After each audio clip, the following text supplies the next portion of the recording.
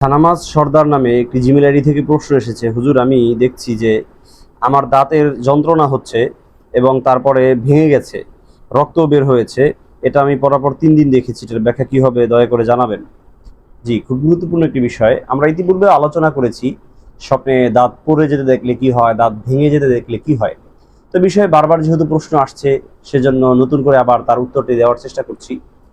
মনে রাখবেন, দাঁত যদি কেউ দেখে পড়ে গেছে অথবা উঠে গেছে অথবা ভেঙে গেছে, এই তিনোটার ব্যাখ্যা কিন্তু এক এবং অভিন্ন। একটু বুঝিয়ে বলি, আপনি দাঁত পড়ে যেতে দেখলে যেই ব্যাখ্যা হবে, দাঁত ভেঙে যেতে দেখলে সেম একই ব্যাখ্যা হবে। ঠিক তেমনিভাবে যদি কেউ বয়সের কারণে অথবা অল্প বয়সের কারণে অথবা তার কোনো সমস্যার কারণে, টুথ ইনফেকশনের কারণে দাঁত উঠে যায় একা একা, তাহলে কিন্তু সেই একই ব্যাখ্যা হবে। অর্থাৎ সেই ব্যাখ্যাটা হলো যে তার সামনে কোনো একটা বিপদ রয়েছে। এখন এটা তার দাঁত ভাঙার ধরন অনুযায়ী তার বিপদটাও নির্ধারণ হবে।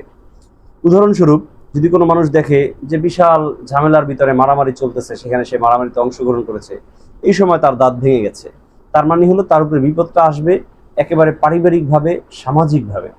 যদি কেউ দেখে হঠাৎ করে একা একা উষ্টা খেয়ে পড়ে অথবা আচার খেয়ে পড়ে দাঁত ভেঙে গেছে, তার মানে হলো ব্যক্তিগত লাইফে তার একটা সমস্যা হবে, যে সমস্যাটা একটা বিপদের রূপ নিতে পারে।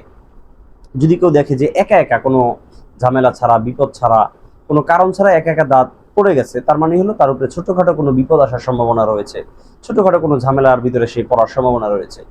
এগুলো যদি হয়, তখন আমরা কি করতে পারি? তখন করার জন্য আমাদের কাছে দুইটা জিনিস আছে। এক হলো আল্লাহর কাছে বেশি বেশি তাওবা ইস্তেগফার দোয়া পড়া, দ্বিতীয় নম্বর হলো দান সদকা করা।